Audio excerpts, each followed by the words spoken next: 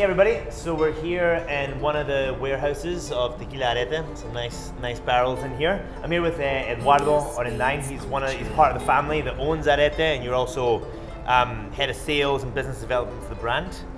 I guess I wanted just to start because it's such a historic distillery. It's like the third oldest distillery. Yep, third oldest distillery in the town of Tequila. Okay, so I just wanted to ask just a little bit about the history, like how it came about, how it's been. And now the oldest to remain 100% family owned by the same family. Yeah. So I'm fifth generation now in the family. So it's a fun little history that we have here in the small town of Tequila. So this started how long ago? So the distillery started in 1900. So it's a 124-year-old distillery. Okay, wow. And but the brand Arette started in the 80s. So Arette was started by my father and my uncle Jaime, which you met Jaime. So they started Arette, the brand, in the 1980s, 1984. It was when they started. But before that, the family was already making tequila in this distillery, which the name is El Llano. But the distillery was too small for the family's other tequila. So my great-grandfather and my grandfather had to build a bigger distillery, just a couple blocks down the road. And then my father and my uncle took it over during the 80s and remodeled it and launched Arette, no? Okay. So so that's kind of the story. So I mean, I really like your like the branding and the logo. How did this? What's the story of the brand? So yeah, good question. No, so the Arette or tequila is named after a horse. That's why we have the horse on the label. And, we can see we have horses everywhere. Yeah. And the reason of Arette is named after a champion Mexican horse. So Arette was the name of the horse that won the first medals for Mexico in the Olympics. Okay. And those Olympics were in London, 1948. Before 1948, Mexico had never won a single medal in the Olympics. So, and there's an interesting story with the horse because the horse had only one eye. It was a one-eye horse, Arette. And the horse belonged... Overachiever, for sure. And Arette, the horse, belonged to the military of Mexico. So the rider was a general. His name was General Humberto Mariles. And when the general wanted to take Arette to the Olympics in 1948, the president of Mexico at the time told him to do not take the one-eyed horse because he thought he was going to embarrass the country. It was going to be an embarrassment for the Mexico. So he told him, the army has so many horses. Why do you have to take the one-eyed horse? So the general disobeyed, took Arette anyway. When the president found out that the general had taken Arette to London, he actually put out an arrest warrant for the general. The general was going to lose his rank and go to military prison when he was going to come back to Mexico. But since he ended up winning the first medals for the country, the president decided to forget about it, and he was, pardoned. And he actually came back as a champion. There was a parade in Mexico City, and even to this day, there's a statue in Mexico City with the horse with Arette and the general jumping, and it tells you the story of how Arette won and the General Mariles won the first medals for the country in the Olympics. And you live in Mexico City, right? Yeah, so whereabouts is it? I need to look up the address and I'll let you know because you should definitely check it out. I guess you had some pressure. Yeah, imagine. So you either lose everything or you come back. As a hero. No other option. Let's go. And then I guess so. I'm assuming you've been around the distillery since you were like super young. How have you seen the brand kind of grow and change over the years? I'm assuming. For sure. I mean, I basically grew up here at the distillery. I've been coming to the distillery since I was a kid. There's pictures of me at the distillery before I could even walk. My dad would always send me here to the distillery to help out, my summers, my weekends. Fun vacations. My vacations were at the distillery, helping, bottling, labeling, cleaning, carrying cases around. And even when I started getting older, when I was my 16, 17, and then, I remember this one time when I was like 17 years old, and I was coming home, and I was kind of, a little bit tipsy. I had a party going on, and I was coming home, kind of late. Well, I mean, late or early, depending how you see it. It was like 5 a.m. And my dad was coming out, and he's like, "You just coming in?" And I was like, "Yeah." It's like, "You're coming with me to Tequila. You're coming to the fields." Oh wow! And he didn't. So no sleep. He just like put some jeans on. I literally no sleep. He brought me to the fields and took me to the Jimadores with and just gave me a call and he's like, "You're gonna start harvesting." I'm like, "I'm gonna cut my feet off." I don't know how he'd let me do that stuff. But so at the end of the day, I think those kind of lessons I learned to really learn to love the industry in all its ways. I've done everything from working in the fields with the Jimadores, at the bottling line, putting labels on, and now my role in the company has more shifted towards the sales side and marketing, and so we want to take Arette worldwide to people to know it and drink it, to be able to appreciate it. because at the end of the day, we are a family company. We're still a small business. Even though the distillery's been around for over 124 years, we're still a very small independent distillery and brand. Not many people know us. So my role in the company now has shifted to more, traveling, going to bars, restaurants, and doing tastings, masterclass. And so it's a lot of education, trying to teach the people of how we make tequila and what makes tequila at the end of the day. And have you seen, because I know like Arette makes like artisanal, like really, premium tequila. Have you seen basically more interest in your products since there's been more interest in premium tequila? For sure. I think, in the last few years, the tequila category in general has really grown in all aspects, not just in volume, not just in sales, but also in knowledge and education. In terms of there's a lot of information out there in the internet. There's like this app called Tequila Matchmaker, which is great. I love it. I use it a lot. I recommend it. It's a free app. And you can go there to the app, Tequila Matchmaker, and you can you can search by the name or the num brands to see where they're made, how they're made, what kind of production method they were used at the distillery. And for example, also what they're doing now is doing additive-free recognition. Because a lot of brands sometimes will use some additives, and since they're not forced to put it on the label, unfortunately not many people know. Okay. So for producers like us, small producers, that we're doing things the right way, doing still things traditional, the old way how our family used to make it, with no additives. We only basically have 3 ingredients in our tequila, which is water, agave, and yeast. That's it. We're not adding any additives. So a lot of times, brands out there in the market are using some additives, and the problem with that is that they're changing the perspective of what tequila should be or what tequila should taste like. So a lot of times the brands that are really out there and really well known and are using artificial flavors or also artificially sweeteners, people will drink them and think they're really sweet, they taste like a vanilla, and then when they come and actually drink tequilas without them, they'll be like, oh, this doesn't taste like tequila. Yeah. And you're like, wait, no, this is tequila. While you're tasting the other sweet one, vanilla one, it's not, So that's kind of a real challenge. And at the end of the day, we don't have the marketing budget that the big, brands have. So we just have to do work, kind of like small. Quality first, exactly, batch, yeah. So for sure. No, man, that's cool. And I guess, moving ahead now that, I think there is more recognition for additive-free tequilas and small batch producers. What are your I know you said you want to expand globally, but what's like the future plans more for Arette? So for now, Arette, we're available, Arette is available right now in about 36 countries. Okay. But, the US is our biggest market. I would say almost 80% of our production goes to the United States. And then the rest is kind of like a bit here and there. We do sell a little bit in Canada, in Europe, in Asia, Australia, New Zealand, and a little bit here in Mexico. But for sure, just the amount of people that are in the US and the amount of Mexican restaurants and the culture, the cocktail culture, have driven our volumes for sure in the US. So obviously I spend a lot of my time in the US, but as well, I try to visit the other markets. So at the end of the day, I can't visit all the markets every year, but we try to kind of divide our efforts. Sometimes I'll cover some markets. My cousin Alex will go to other markets, or Jaime, my uncle, we'll kind of divide and try to cover as much as we can. But at the end of the day, we're still a small company, so we can't be everywhere all the time. So, my next question would be, what would you say Arette specializes in more, like most? I know some distilleries focus more on their aging and their ex añejos. Some people go for the reposados. I know you have the whole range, but what would you say is like your bread and butter? Our bread and butter for sure is definitely the Blanco, no? Okay. And that's what we produce the most, that's what we sell the most, and that's what I personally drink the most. Yeah. And why is that? I obviously like all of them. I also like my reposados, my añejos, my extra añejos. We have a fantastic 5-year-old extra añejo, which I love. But that's for I leave it for special occasions, for a celebration, or maybe for one drink at night. Maybe I like to have cigars once in a while. So it's kind of more for special occasions when I drink an extra añejo, which I really love. But my bread to butter, my everyday, I just love sticking with my blancos, and because I think that's how you really taste and really appreciate just tequila, agave, just straight how it is, just from the fields. Agave takes on average 7 to 8 years to grow and mature.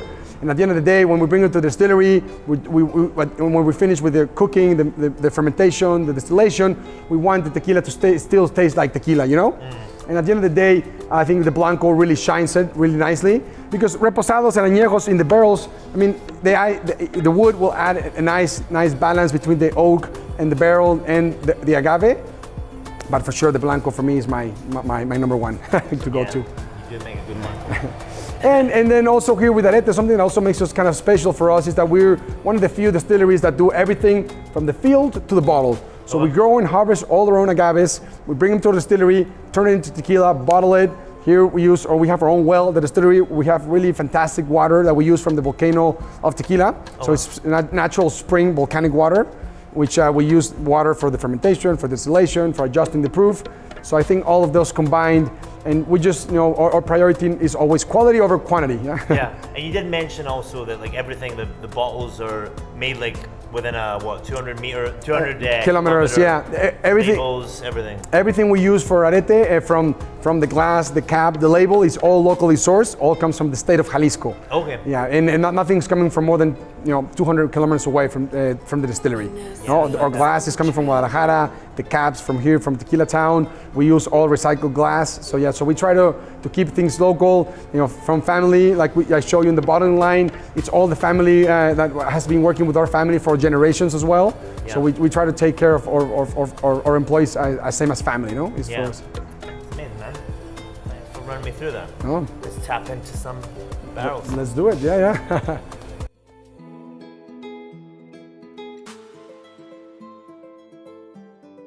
Okay, so we're taking a sample of this barrel. Yep. And we call this the barrel thief.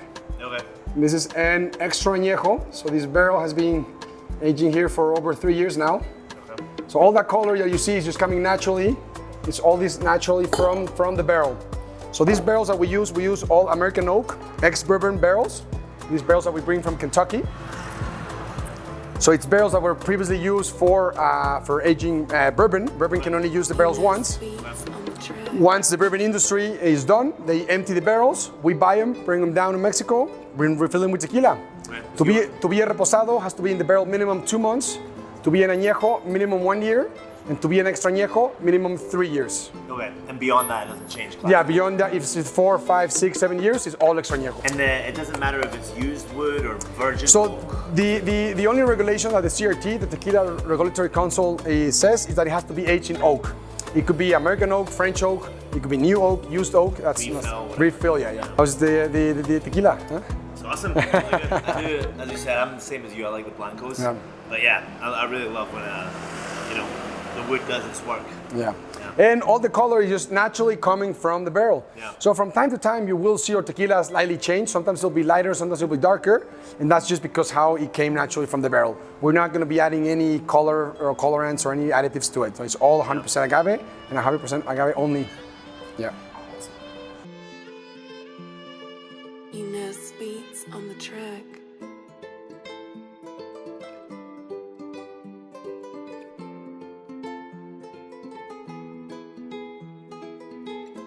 They're 8-year-old agaves. Once we bring them here, first thing we're going to do is cut them in halves to load them into our ovens so they have a nice even cook inside and out. So this is basically just an old 40-ton oven.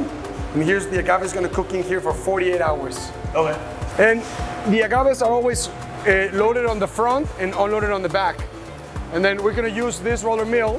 Once the agave is cooked, this is what we're going to use to roller mill to extract the juice and get the agave juice cooked, which is what we call mosto. The fibers, the bagazo, just goes back into our fields as compost. Okay.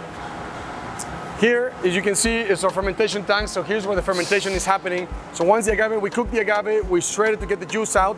It's going to come to a fermentation. And you can see here is just with our natural proprietary house yeast, open air fermentation. So you also have wild yeast around. And it's going to help this, all the yeast convert those sugars into alcohol.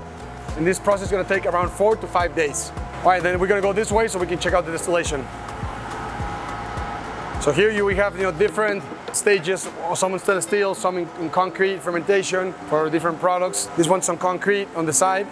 All at different days, you can see the difference, the yeast here working. Smells good. All those bubbles is from all the yeast just converting those sugars into alcohol. Yeah, so you make there's one kind of base you make, one kind. And then that becomes like the blanco, or that just goes into barrels. Exactly. So you make one. Well, we make blanco, and from blanco it goes off. Yeah? Okay. So it's one recipe though. Yeah. Well, here we have 2 different lines. We have the Arette Classic, which is the agaves that are cooked in the autoclave, and then we have the Arette Artesanal, which are the agaves that we cook in concrete. So on all the agaves that were cooked in the autoclave will come to ferment to stainless steel.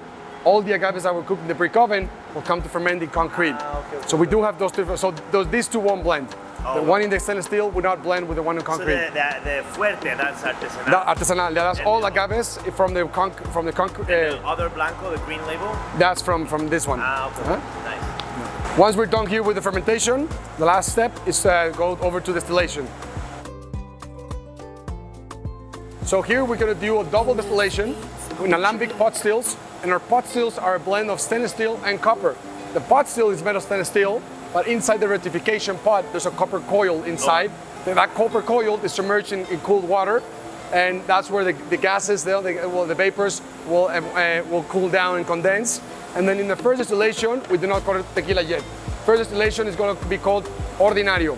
And then we're going to redistill that again, and in the second distillation, we can now officially call it tequila. And in here, we distill at around 50% ABV, so almost like 100, 101 proof. And this is where we have our blanco tequila, ready to drink as a blanco, or where we can send over to the barrels to become a reposado, añejo, or ex añejo, and that we'll see. No? You guys can check it out here. So this is, here we're measuring the density and the temperature. Okay. Here to measure on how we want to do the cuts of the heads and the tails for the cuts. Yeah? You measure the temperature and the density, and based on the temperature and the density, you know where what's going to be the ABV. Yeah. Well, it's the old way. And then yeah, so from here it's ready, and we keep it as a blanco or to the barrels that we're going to go next. Huh? So here's where we have all the bottles coming. Everything that we use in Arette is locally produced. Everything is made here locally in Jalisco. The bottles, the caps, the labels, everything comes within no more than 200 kilometers away from the distillery. So our glass is actually made in Guadalajara, and our glass is all recycled glass. Okay. So when it comes in, right now they're opening the glass here. The glass is recycled, it's clean, it's new, but it needs to get rinsed, so we wash it with tequila. After the tequila is been washed, we're gonna send it over to our filler, and we're gonna fill 12 bottles at a time. It gets filled, and then it gets labeled, the cap, everything by hand.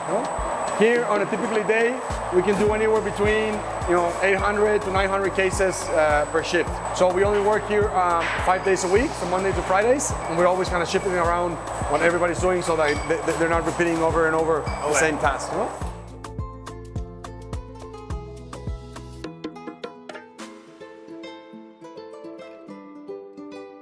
A lot of times people ask us, why don't we get a machine and do it automatically? But we don't do it because we want to keep supporting the community and the people here in the distillery have been working for us with the families for generations. A lot of times their cousins or their fathers, their uncles work with us, work with the family. So we still want to keep as much as we can done by hand and keeping the tradition and keeping all the family side of the business involved. So we only have one bottle in line, so everything is done in the same line. So typically we only bottle one SKU, one product a day. Okay. So for example, today we bottle Blanco, all day we bottle Blanco. Tomorrow we might do Reposado, and then all day we'll do Reposado. So since we only have one line, we lose a lot of time. We keep changing the lines of Blanco to Reposado and Añejo because we have to clean and wash all the bottling lines. What's your most popular range? The Blanco, for sure. The Blanco is the product that we sell the most. Okay. And the Blanco is not aged in barrels or anything at all. Okay. So in this tequila, we only have 3 ingredients: agave, water, and yeast. And that's it. Yeah. Now, do you want to try doing some labelings or get your hands on? Or le da chance que le ponga una etiqueta?